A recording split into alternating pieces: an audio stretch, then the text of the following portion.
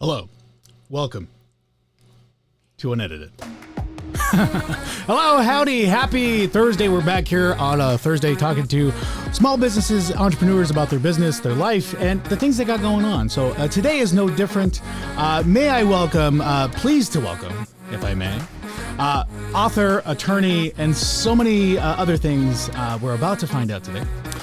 Please welcome Miss Kerrie Droban. Oh, there she is, right there. Hi, you can say hi. Hi, thank you. We're here. I'm so glad you joined us today. There's so many things to find out about you. We have an event coming up October 20th for OurCEONetwork. And so Kerrie has been a delight and has agreed to come on our show as well as our presentation on the 20th. So buy your tickets. I didn't put that in the description today, but I will, and I promise. Thank you. Hi. Looking forward to it. Hi. Let me get this a little bit closer to you. There you go. Gotta hug the mic. Gotta hug the mic. That's the learning lesson for the day. Right. So we're here to learn a little bit about you, your business, and kind of the things you got going on, Miss. Tell us a little about yourself. Tell us who Miss Droban truly is. Wow. Well, I wear many hats. Oh boy. We'll start with one. Well, I am first and foremost a true crime writer. Yeah. And I've been doing that for about 20 years. And I'm also a criminal defense attorney. And I'm also a speaker. And some of my favorite topics are talking about crime and criminal pathology. It's a subject near and dear to my heart. So, yes, and somehow they all marry together in a really cool way. Yeah, I've been interested in so many things that you're involved in kind of resonate with me, especially my past.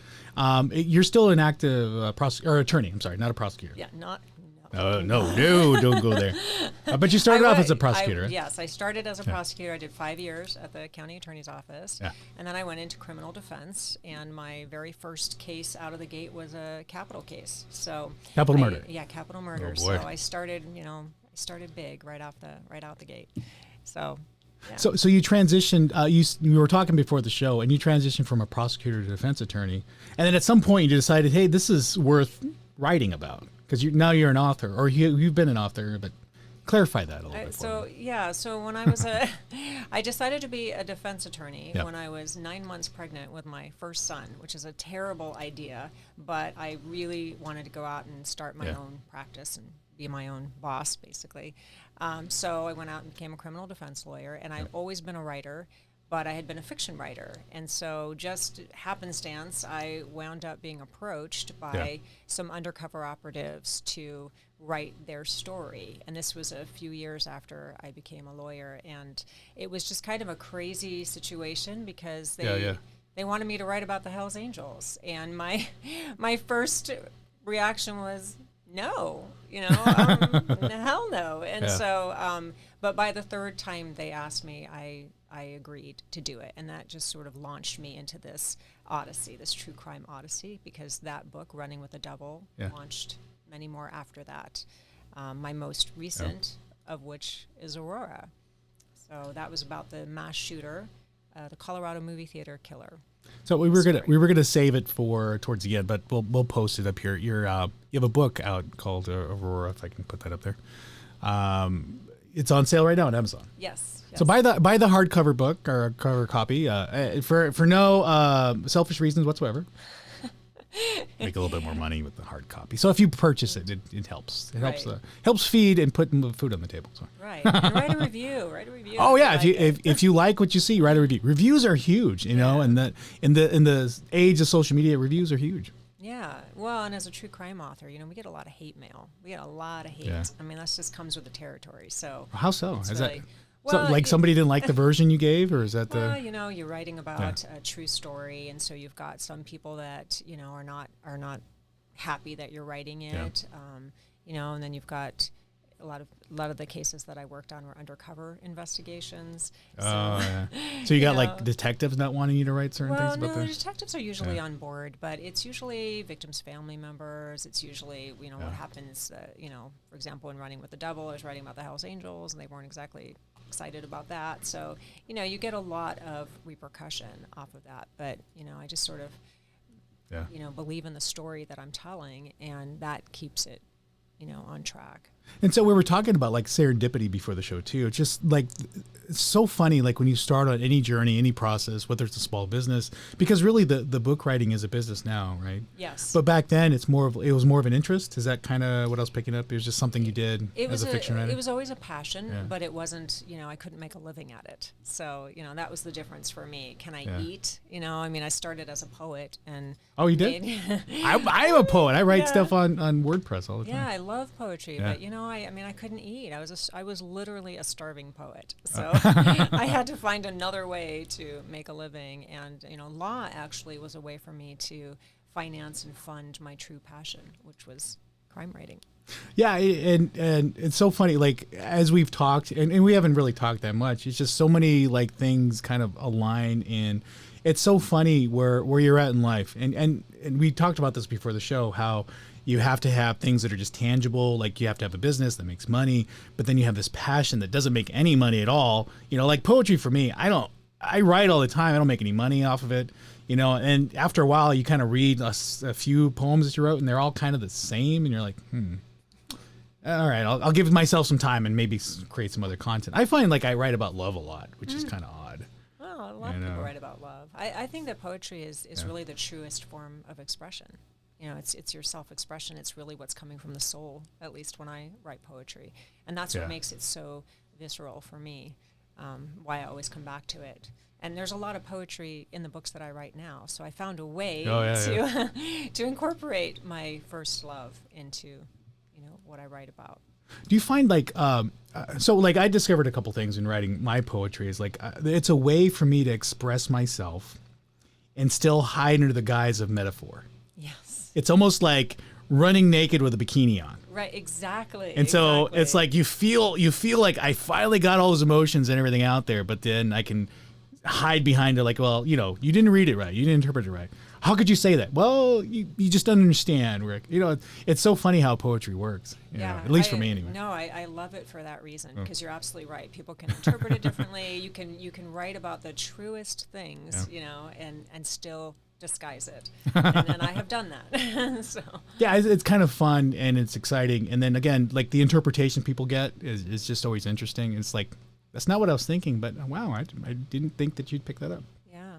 But how does somebody transition to that, to a full business? Because I think that's really, really the key to what a lot of people out there, especially now, as there's kind of like this space where people are leaving jobs and trying to discover themselves, and it's really discovering that passion and what really motivates them and have that work-life balance. And is that even really a true thing? Because you said you started off with having children, and trying to start a business at the same time, right, which in and of itself is a challenge.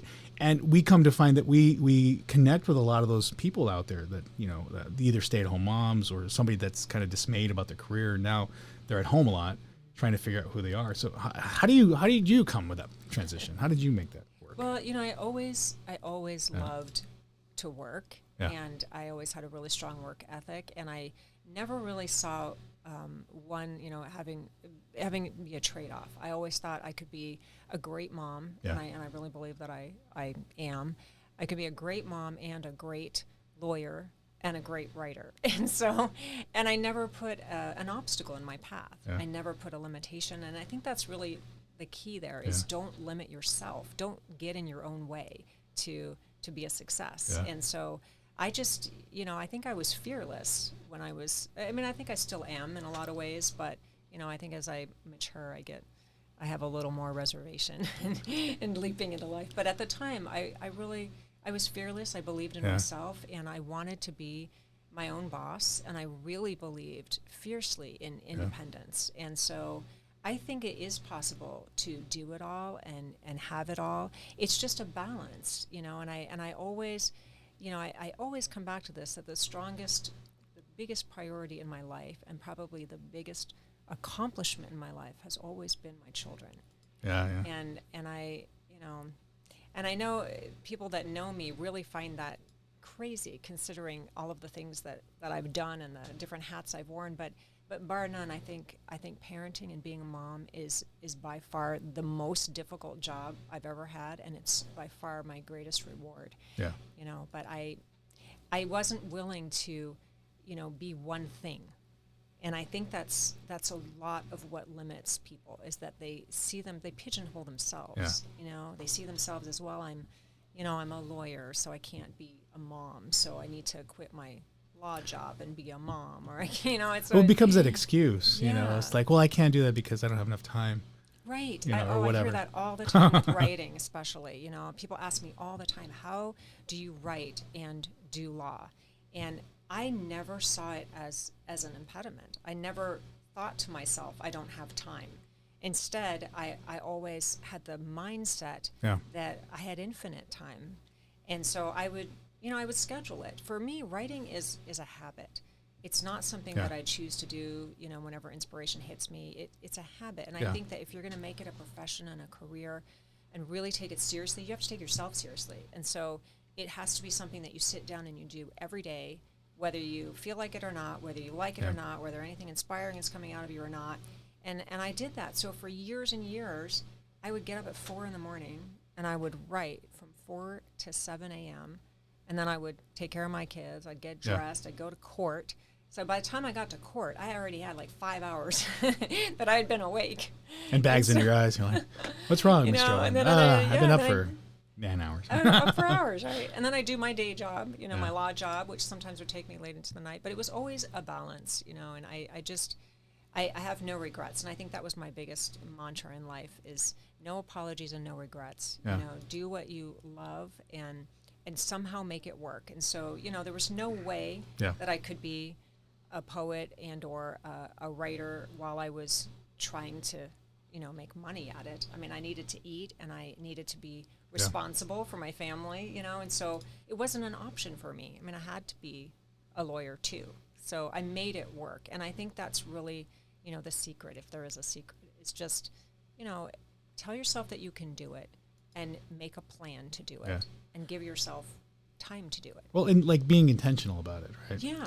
Yeah, and because you study human psychology or pathology, I've always kind of made the assessment that a passion or somebody's true passion is really a neuroses. Just an obsessive compulsion, almost Freudian, kind of like just innate ability just to kind of get so sucked into one thing, and where it just like for me, I will obsess about things like the camera, like getting the angle right, getting whether the video projection is going right, the sound, everything. I get really neurotic about things because I want it a certain way, or projecting it a certain way. I do that in so many other capacities in my life too. Like I'll stay up until like 1 or 2 o'clock in the morning to finish a project, like something around the house. Like I was working on my fireplace, and I swear to God, like I couldn't finish it until it was finished. And I'm like, I had to remind myself, okay, it's like 3 o'clock right now, 3 a.m. I 1 or 2 more things and I'll be done. I can either do it now or get some sleep and wake up in 4 hours and then get back at it. And then I'll go back I'll just keep finishing until I finish it. And then all of a sudden it's like 5 a.m. and I'm like, oh, okay, fine, I can go to sleep. And then go to sleep for like 4 hours and get back up and do it again and find something else. I get so like thrown into that. So I think people with it comes to a true passion that they really focus in, and it becomes intentional, and you can accomplish those things. But there is a sense of self-destruction with that too, right? Because obviously I'm not getting enough sleep, and I have some sort of trauma or something that I'm dealing with to be neurotic that way. But I don't know. I leave it to the experts to kind of dissect what is going on in my head. Well, I think if you label it neuroses, I think that's giving it a negative connotation. And for me, I think it's really, it is passion. Yeah. It's something that you, because when I'm really in the zone, I call it the zone of writing. I mean, I've written sometimes for 20 hours straight. I haven't gotten out of the chair, and I have no sense of time when I'm really in the zone. Is that like obsessive compulsive? Is that what more to? Is that too negative? I don't actually see it that way. I see it as just, this is where my heart center is. This is what I love to do. And I can tell that's what I love to do. Now, if I'm flipping gears and I'm doing a legal case, that doesn't happen. Whereas I know some colleagues where that does happen with law, and it becomes that, I mean, you call it obsession, I call it passion. It just depends how you frame it. But I think that you can get so engrossed in something that it's fun. I mean, there are times where I am so excited about a project that I'm working on that I don't sleep because I'm excited, not because I'm restless and worried and concerned. So I think there's a difference there. It depends what you're working on. Yeah, it happens with so many things like music. Like I'll have to get a song right, and I was actually did a video for Facebook a couple nights ago. And I swear to God, you should see how many like recordings I have on my laptop because I'm like, okay, that didn't sound right. Oh, I didn't get that note right. And again, you say neuroses, or I say neuroses, you say passion, whatever you want to call it. But it's a positive spin on it. You've got to be in that realm of positivity all the time. But yeah, there is something to that. And going and raising children and taking on basically two different careers is a lot for anybody. But that also resonates with a lot of people that I've come across, especially with some of our members and some of the people we assist with. I mean, that's exactly where they're at. And I do see that. I do see so many excuses given, like, well, I didn't have enough time for that. I couldn't follow up with it. The kids, but what you're saying is just be somewhat obsessive about it. Be intentional about it, maybe. Yeah, I think be intentional and schedule that time. And also, I mean, with that is to be mindful too. I know that's a buzzword that's thrown around a lot, but I think it's true. I mean, I was very careful to always make time for me, to find my own space within that insane schedule. And I would have, I'd have people on the outside looking in saying, you're insane for doing all of that. How do you do that?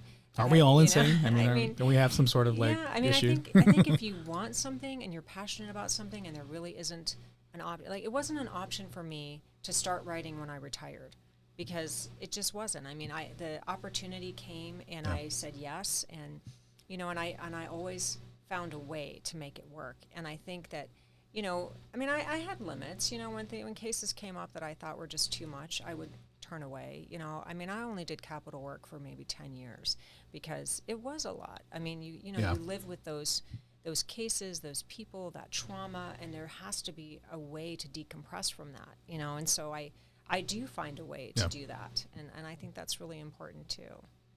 So everything you're writing, part of we talked about poetry. I found after a while, I wasn't necessarily writing for myself. The reason you write things down is to hopefully have somebody read it one day and connect with it.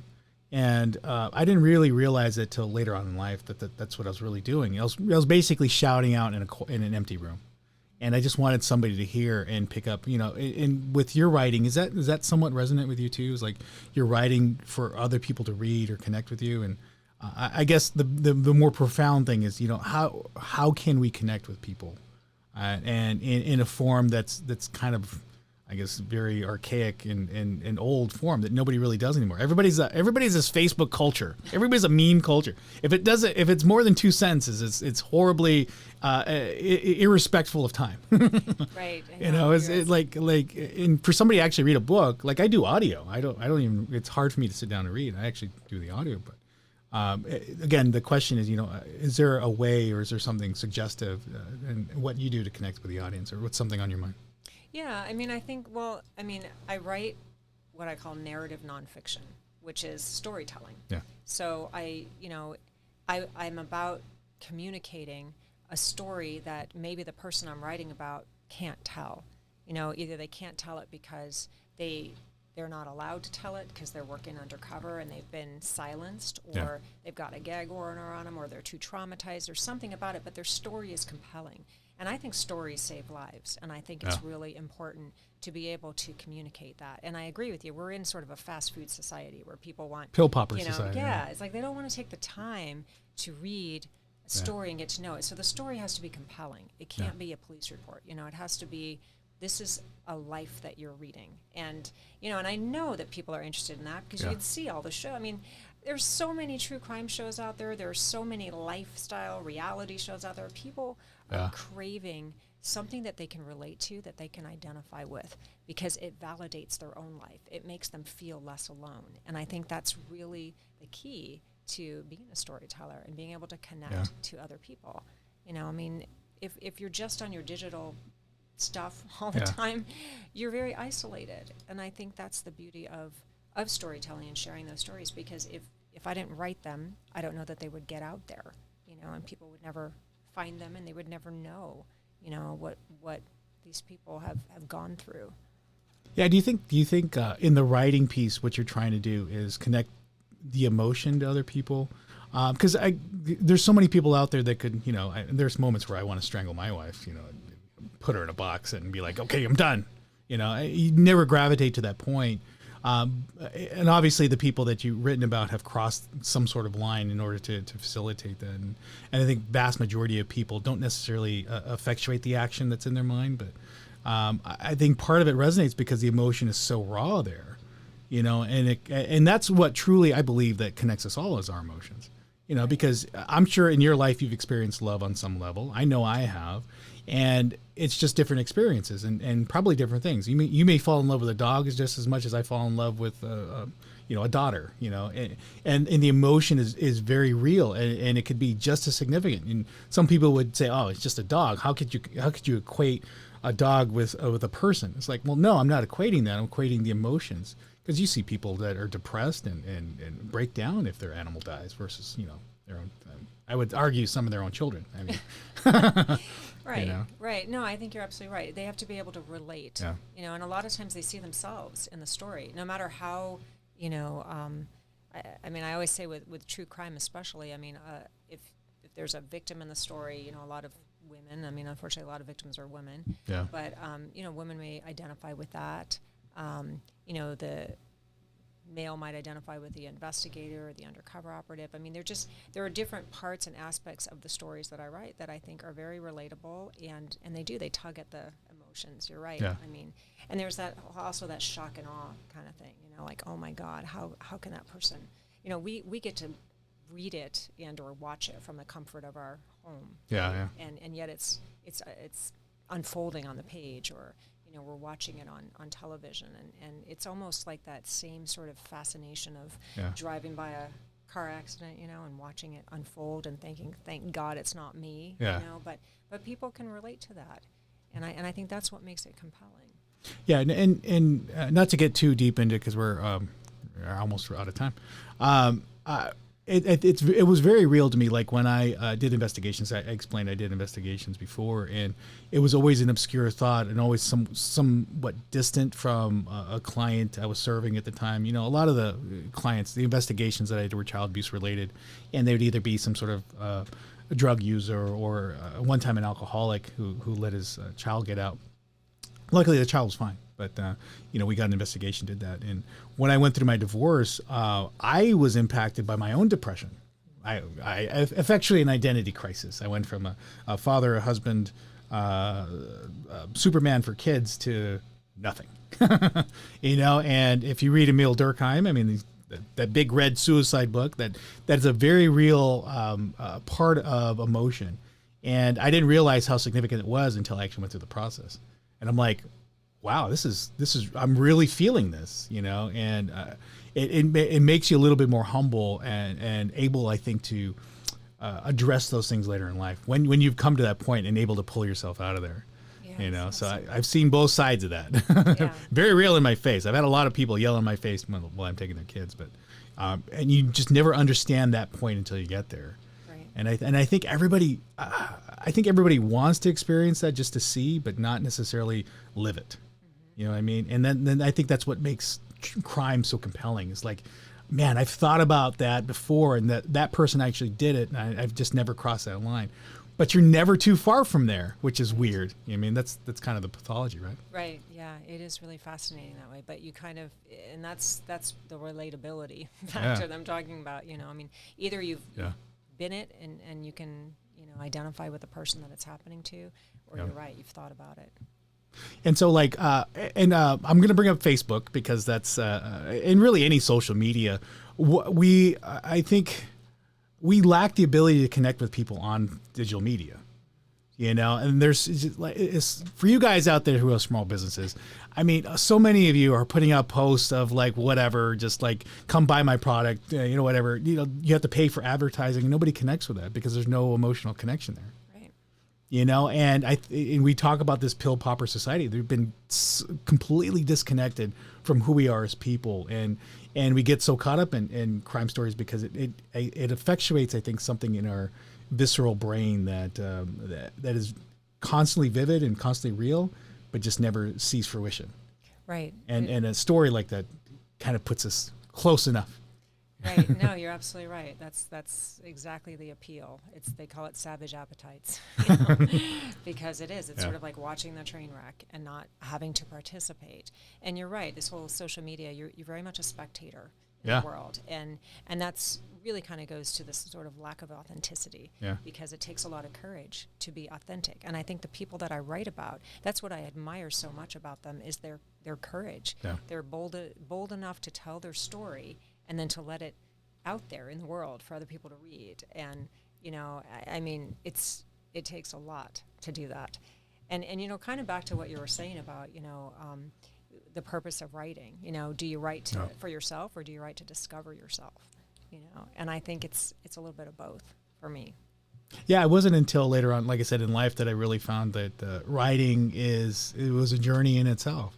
And it's almost like a diary. In a way, it's really reflective of where you're at. And I only ever write about relationships and love, so that's kind of just a weird thing. But talking about social media, we do have your Facebook page, so if people want to go and find you, they can find you at Facebook. Let me get rid of some pop-ups that keep popping up.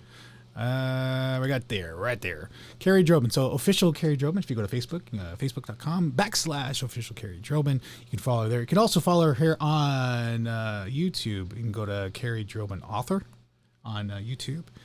She's also on Instagram. She's surprised in how integrative and connected she is with so many people on Instagram. But she's also Kerrie_Droban on Instagram. So go and visit her there. Is that a preferred? You said that's kind of just an interesting place to go to, right?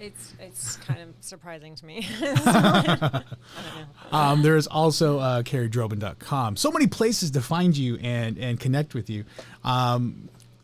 As far as like connecting with other people. So really the show today is really to kind of demonstrate that connecting through the storytelling. And this coming October, you're going to share a little bit on how to do that. We didn't want to reveal the secrets. I was like, okay, should we talk a little bit about sharing a story today? And I'm like, we'll have to save it for the October event. So October 20th, come and see Miss Kerrie Droban in person, live with us, celebrating our gala event. We have 3 a year, so we get to enjoy what you have to say. But is there anything that you would maybe just a morsel, a cookie crumble of something that people can learn from you today? Oh, gosh. Uh-oh. Pressure, right? Pressure. For me. Well, I mean, I have a writing workshop on my website where I talk about the whole process of writing true crime, because it is a journey. It's an odyssey. We'll bring that up right there. It's really difficult. I embarked on this without any mentors. I had no idea what I was doing, and I think if anybody's interested in telling their story or writing, a true story, it would be really helpful, I think, for them to learn about that. And just go to kerriedroban.com and then click on the tab that says Writing Workshops. Do you have an up and coming workshop, or is it online? What kind of format is that? It's all online. You can go at your own pace, and there's a lot of really cool downloads on there and lots of information. I give away a lot of trade secrets. Yeah, and really, well, this whole journey and everything with CEO Network has been about storytelling, and it's so compelling it is to connect with somebody on the experiences you share. Like so much of our conversations, even before the show today, have been about our experience and not about our business. And I'm not trying to pipe down, how Kerrie should be a member. Yes, Gabby, I did ask her to be a member. Okay. Gabby's on the back end. But no, I mean, it's not about like forcing something or forcing an agenda. It's really connecting with people. And I really believe storytelling is really that key, because the emotions and the experiences that we share may be different situations, but they're still the same experience of love and loss, of happiness and sadness. There's so many things that we share as people that we tend to miss and forget about. And so I'm so glad that you're going to be joining us on October 20th. And I appreciate your time here, Miss. Is there anything? You get the last word. So I don't want to take away from what you're here to do. But is there anything anything profound you want to share with our audience today? I just want to thank you so much for asking me to be a part of that event. I'm very excited to do that, because storytelling is my passion, and it's it's really awesome to have a platform to be able to talk about it. So thank you. Learn how to storytell. So October 20th, we'll see you guys there next time. Thank you.